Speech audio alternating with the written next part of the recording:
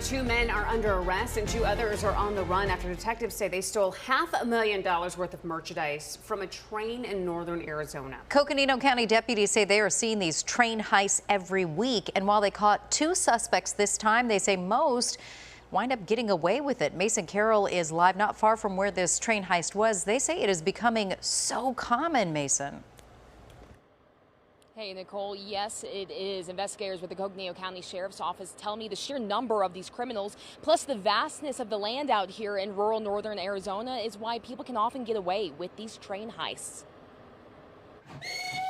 A train heist sounds like something out of an Old West movie, but law enforcement officers in northern Arizona say they happen here far too often. We probably have somewhere between 8 to 12 events a month. Curtis Perry is an investigator at the Coconino County Sheriff's Office, who also works undercover, so he can't show his face.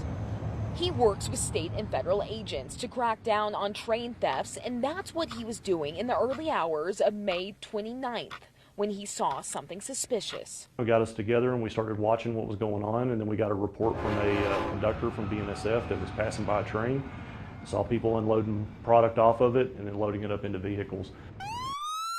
Detectives pulled over one of the vehicles as it was leaving and arrested the 2 suspects inside. They found boxes of what looks like JBL speakers in the car.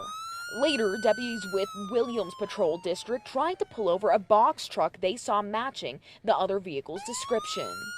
During a chase, the box truck crashed and 2 unidentified people ran away from the scene and have not yet been found.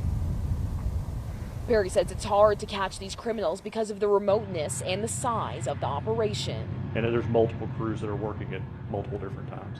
So you may have one crew that may be able to fill up some vehicles with product that they're stealing and make it back to LA, and then there's another one that's just right behind them that's going to just pick right back up where they left off. He adds these train heists not only impact Arizona, but have a ripple effect across the country. Because if millions of dollars of product is not making it to its destination, that's the loss that those companies are going to have. So therefore, it's going to be a ripple effect back onto the consumer.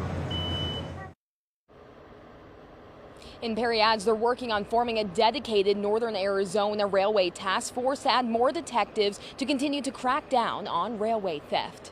Live in Coconino County, Mason Carroll for Arizona's Family.